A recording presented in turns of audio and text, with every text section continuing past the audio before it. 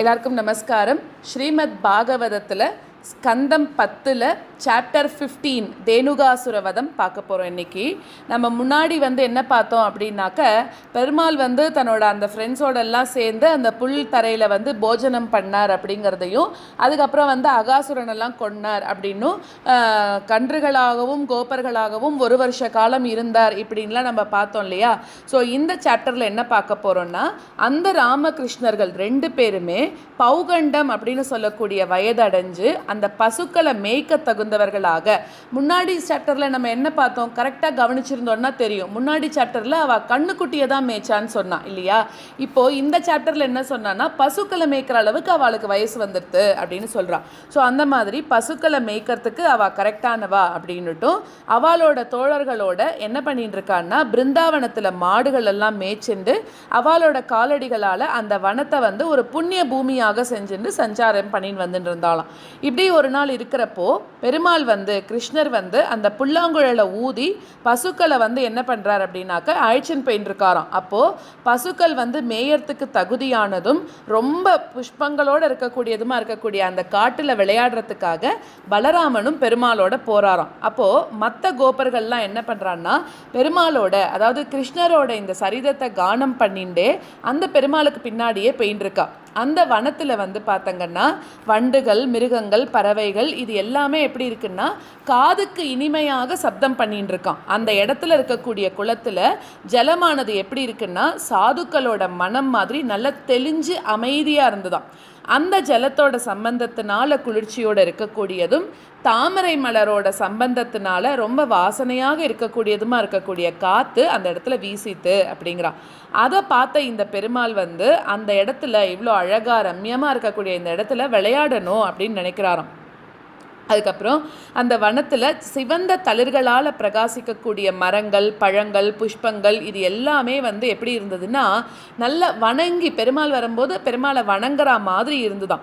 அதை பார்த்து எல்லாத்துக்கும் முந்தி இருக்கக்கூடிய அந்த புருஷனாக இருக்கக்கூடிய பெருமாள் சிரிச்சுண்டே தன்னோட பிரதராக இருக்கக்கூடிய பலராமனை பார்த்து என்ன சொல்கிறாருன்னா, இந்த மரங்கள் எல்லாம் அவளோட பாவத்தை போக்கடிக்கணும் அப்படிங்கிறதுக்காக புஷ்பங்களையும் பழங்களையும் காணிக்கையாக எடுத்துண்டு தேவர்களால் பூஜிக்கப்பட்ட உன்னோட தாமரை மலர் மாதிரி இருக்கக்கூடிய பாதத்தை தலையால் தொட்டு வணங்குறது. ஏன்னா மரம்லாம் அப்படி சாஞ்சு இருக்கான். அப்படி பலராமனும் கிருஷ்ணரும் போகும்போது அப்படி சாஞ்சு இருக்கக்கூடிய மரம் இவாளுக்கு வணக்கம் சொல்கிற மாதிரியும் இவாளை வணங்குற மாதிரியும் இருக்கான்.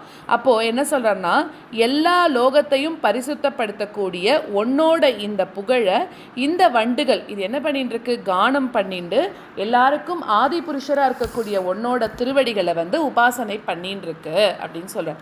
பெரும்பாலும் இதெல்லாம் மகரிஷிகளாக தான் இருக்கணும் அப்படிங்கிறான். ஏன் அப்படின்னா, அந்த வனத்தில் இருக்கக்கூடிய மகரிஷிகள் தான் அங்கே மரங்கள்லாம் மகரிஷிகள் அப்படின்னு ஒரு சரித்திரம் சொல்கிறா. அவெல்லாம் தான் இந்த இடத்துல பெருமாளோடவே இருக்கணும்னு மரமாக மாறியிருக்கா அப்படிங்கிற மாதிரி. ஸோ நீ மனுஷனாக அவதரித்து வனத்தில் ரகசியமாக நீ வசித்தாலும் உனக்கு தெய்வமாக, அதாவது உனக்கு தெய்வமாக இருக்கக்கூடிய மகரிஷிகள் விடுறதே கிடையாது அப்படின்னு சொல்கிறா. உன்னை வணங்கக்கூடிய அவள்லாம், உன்னை தெய்வமாக நினச்சிட்டு இருக்கக்கூடிய அவள்லாம் ஒன்றை விடுறதில்லை அப்படின்னு சொல்கிறான். அதுக்கப்புறமா இந்த மயில்கள் அங்கே நிறைய இருக்கான். அது எப்படின்னா ரொம்ப அழகாக கூத்தாடின்னு இருக்கு. கோபிகைகள் பார்ப்பது மாதிரி இந்த பெண் மான்கள் எல்லாம் உன்னை பார்த்துட்டு உனக்கு பிரியத்தை கொடுக்கறா அப்படின்னா, கோபிகைகளுக்கும் மான் போன்ற விழிகளோடு இருக்கான்னு தானே சொல்கிறா. அதே மாதிரி இங்கே மான்கள் எல்லாம் கூட பெருமாளை ஒரு வகையான அன்போடு பார்க்கறதுக்கலாம். இந்த குயில் கூட்டங்களும் எப்படி இருக்குன்னா, வீட்டுக்கு வந்தவராக இருக்கக்கூடிய உனக்கு என்ன பண்ணுறது, இனிமையான சப்தம், நீ வந்துட்ட அப்படிங்கிற ஒரு சந்தோஷத்தினால கூவி கூவி ரொம்ப சந்தோஷத்தை வெளிப்படுத்துறதாம். அதனால காட்டில் வசிக்கக்கூடிய பிராணிகளும் கூட ரொம்ப புண்ணியம் செஞ்சது தான்.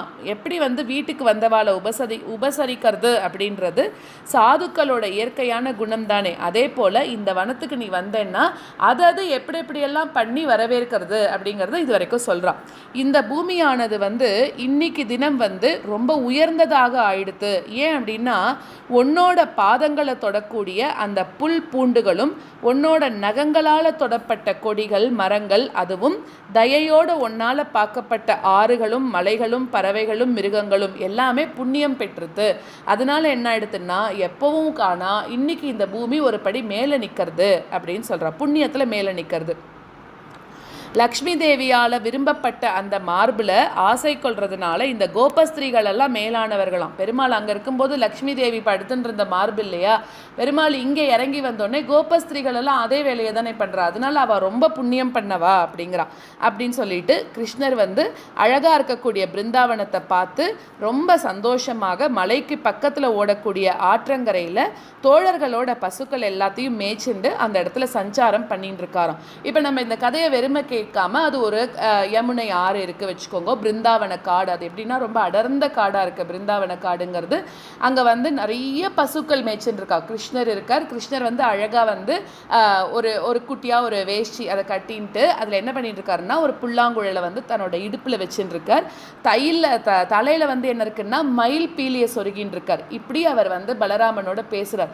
பேசிகிட்டே போகும்போது அவரோட கையில் வந்து கோல் வச்சுட்டு இருப்பார். அந்த கோல் என்னதுன்னா அந்த மாடுகளை மேய்க்கிறதுக்காக அந்த கோலை ஒரு கையில் ஆட்டியும் புல்லாங்குழலை ஒரு கையில் ஆட்டிண்டும் பலராமன் மேலே ஒரு கையை போட்டுண்டும் அப்பப்போ இதே மாதிரி அந்த வனத்தில் சஞ்சாரம் பண்ணிட்டு இருக்கார். இப்படி நம்ம யோசிச்சு பார்க்கணும். இப்படி போகும்போது அந்த கிருஷ்ணரோட அழகுல மதிமயங்கி கோபஸ்திரீகள் எல்லாம் என்ன பண்ணுறதுன்னு தெரியாமல் அந்த இடத்துல நின்றுட்டு இருக்கா. இதுதான் அந்த சீன். இப்போ நம்ம எல்லாருமே அந்த சீனுக்குள்ளே தான் இருக்கோம். ஸோ இப்போ என்ன ஆகிறது அப்படின்னாக்க தோழர்களோடு அந்த பசுக்கள் எல்லாம் மேய்ச்சின்னு இருக்கார் இல்லையா. இப்படி பலராமனோடும் தோழர்களோடும் சஞ்சரிக்கக்கூடிய கிருஷ்ணர் வந்து மதம் கொண்ட வண்டுகள் அதெல்லாம் வந்து ரீங்காரம் பண்ணுறது இல்லையா. அப்போ பெருமாள் தானும் பாடுறாராம். அந்த ரீங்காரத்துக்கு ஏற்ற மாதிரி பெருமாளும் பாடுறாராம்.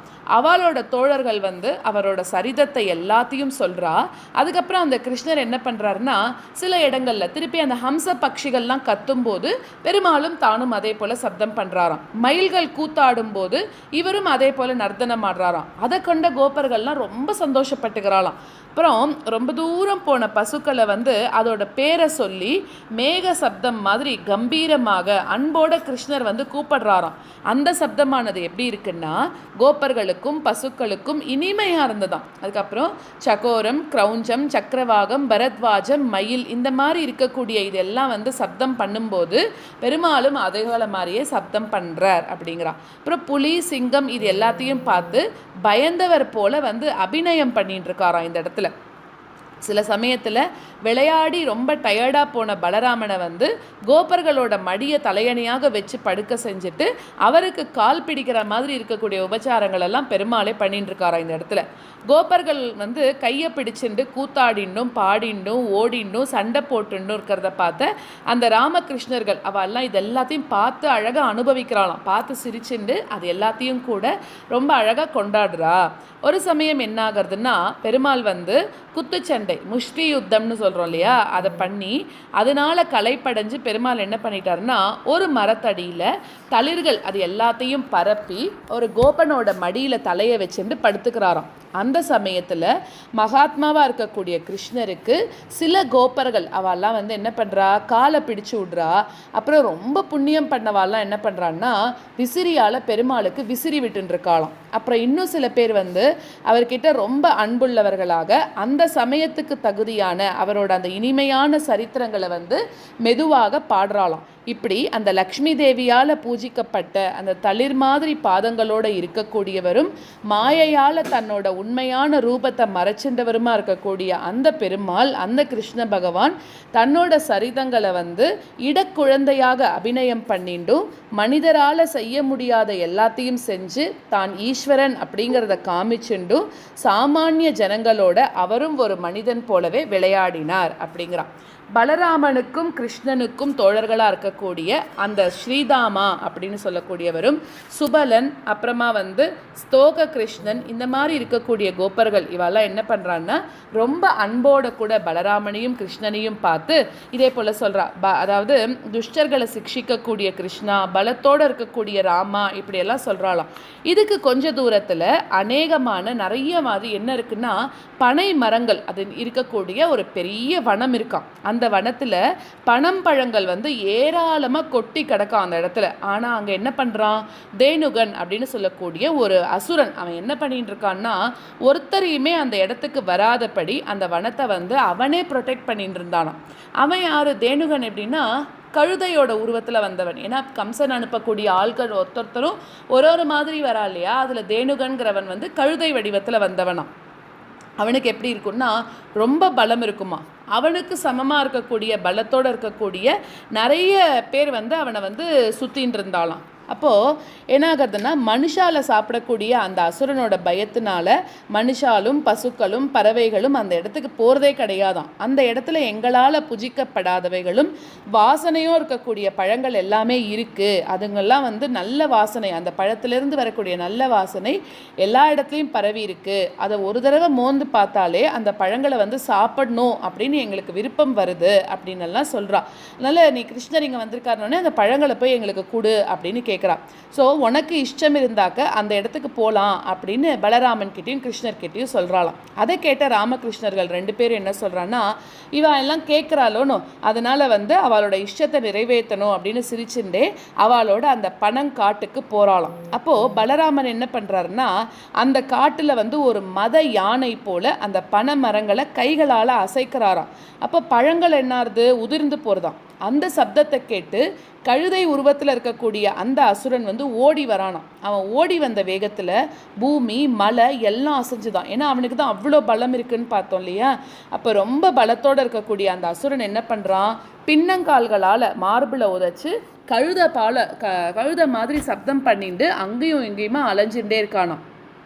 அதுக்கப்புறம் அந்த அசுரன் வந்து பலராமன் கிட்ட வந்து புறமுதுகு காட்டி நின்றுண்டு பலராமனை கொல்லணும் அப்படிங்கிறதுக்காக கோபத்துக்காக பின்னால் காலால் உதைக்கறானோ. அப்போ பலராமர் என்ன பண்ணுறாருன்னா அந்த கழுதையோட அந்த 2 கால்களையும் ஒரே ஒரு கையால் பிடிச்சு தூக்கி அந்த கழுதை அந்த இடத்துலையே உயிர் துறைக்கிறபடி பண்ணிட்டு பனைமரங்கள் மேலே எரிஞ்சிட்டார் அப்படிங்கிறான். அந்த அசுரனோட அந்த சரீரத்தால் அடிக்கப்பட்ட பருத்த நுனியோடு இருக்கக்கூடிய பனைமரம் பக்கத்தில் இருந்த பனைமரம் என்ன ஆகுறதுன்னா பக்கத்தில் இருக்கிற மரத்து மேலே கூட சாயறதான். அவ்வளோ வேகமாக வீசியிருக்காராம். அந்த மரமும் இன்னொரு மரத்துக்கு மேலே சாயறது. அப்படி ஒரு மரமாக சாஞ்சுட்டே இருந்துதான். இப்படி விளையாட்டாக பலராமனால் சுற்றி எறியப்பட்ட அந்த அசுரனோட சரீரத்தினால ஒரு மரம் இன்னொன்றுத்தில் சாஞ்சு அங்கே இருக்கக்கூடிய மரங்கள் எல்லாமே எப்படி இருக்குன்னா ஒரு பெரிய காற்று அடித்தா எப்படி மரம்லாம் விழுமோ அதே போல் விழுந்துதான். அடுத்தது வஸ்திரத்தில் வந்து நூல்கள் அதெல்லாம் குறுக்காகவும் நீளமாகவும் சேர்ந்திருக்கிறா போல இந்த உலகங்கள் எல்லாமே எந்த பெருமாள் கிட்ட வசிக்கிறதோ அந்த அனந்தரா இருக்கக்கூடிய ஜெகதீஷன் தேனுகனை வதம் செய்ததில் ஆச்சரியமே இல்லை அப்படின்னு சொல்கிறான்.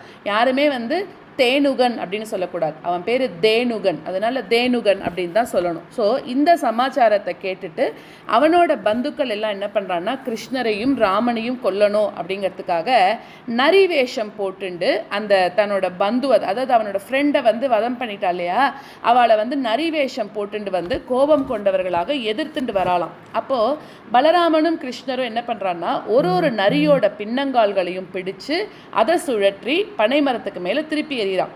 அப்போது அந்த காட்டு பூமியானது பனம் பழங்களாலையும் உயிரில்லாத அசுரர்களோட சரீரங்களாலையும் நிறைஞ்சு போச்சாம். அதுக்கப்புறமா மேகங்களால் ஒரு பூர்ணமான ஆகாயத்துக்கு சமமாக அது இருந்தது அப்படிங்கிறான். இதே போல் ராமகிருஷ்ணர்களோட செய்கை இது எல்லாத்தையும் பார்த்து தேவர்கள் என்ன பண்ணுறா ரொம்ப சந்தோஷத்தில் புஷ்பம் மாறி பொழியிறாளாம். வாத்தியங்களை கோஷிக்கிறா, ஸ்தோத்திரம் பண்ணுறா. அதுக்கப்புறம் அந்த அசுரன் வந்து மரணம் அடைஞ்சதுனால மனுஷாலாம் என்ன பண்ணுறா பயம் இல்லாமல் போய் அந்த பனம் பழங்கள்லாம் இருக்கு இல்லையா அதெல்லாம் சாப்பிட ஆரம்பிச்சிட்டாலாம். பசுக்களும் இப்போ தைரியமாக புற்களை மேய ஆரம்பிச்சிருது.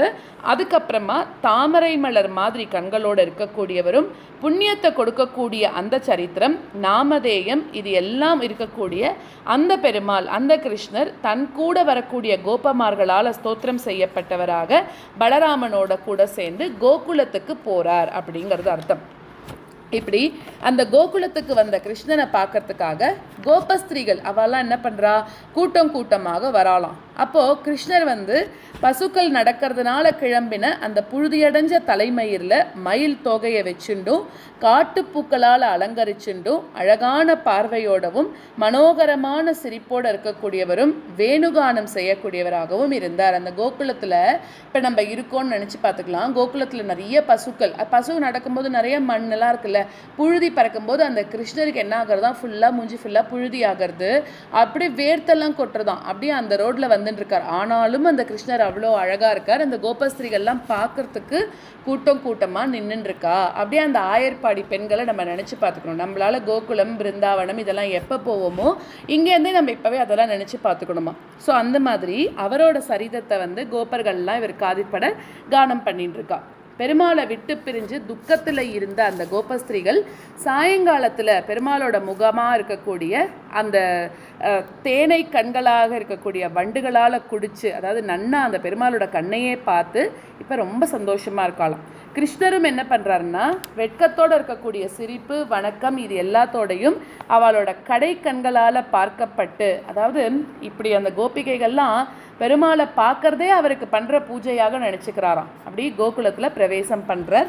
அப்போ புத்திரன் கிட்ட ரொம்ப பிரியமுள்ளவர்களாக இருக்கக்கூடிய யசோதையும் ரோஹிணியும் என்ன பண்ணுறான்னா அந்த காலத்துக்கு தக்கப்படி அவளும் வந்து ஆசீர்வாதம் பண்ணுறா. அப்போ பலராமனும் கிருஷ்ணனும் ஸ்நானம், அதுக்கப்புறம் வந்து சரீரத்தை பிடிக்க செய்யறது, இந்த மாதிரி இருக்கக்கூடிய அந்த களைப்பு அது எல்லாத்தையும் நிவர்த்தி பண்ணிட்டு அழகான வஸ்திரங்களை உடுத்திண்டும் திவ்யமான மாலை சந்தனம் இது எல்லாத்தையும் போட்டுண்டும் அம்மாவால் கொடுக்கப்பட்ட அந்த அழகான சாப்பாடு அதையும் சாப்பிட்டு அதுக்கப்புறமா நன்னா படுக்கையில் படுத்து சுகமாக தூங்குறாளாம். இப்படி பிருந்தாவனத்தில் சஞ்சரிக்கக்கூடிய அந்த பெருமாள் ஒரு நாள் என்ன பண்ணுறாருன்னா பலராமனை கூப்பிட்டுக்காம இன்னும் இருக்கக்கூடிய கோபர்களோட யமுனா நதிக்கு போயிடுறாராம். அப்போ ரொம்ப வெயிலாக இருந்ததுனால என்ன ஆகுதுன்னா பசுக்களும் கோபர்களும் என்ன பண்ணுறான்னா ரொம்ப தாகம் வந்துடுறது இல்லையா, தாகம் வந்து யமுனையில் ஒரு மடுவில் இருக்கக்கூடிய ஜலத்தை வந்து குடிக்க ஆரம்பிச்சிட்டான்.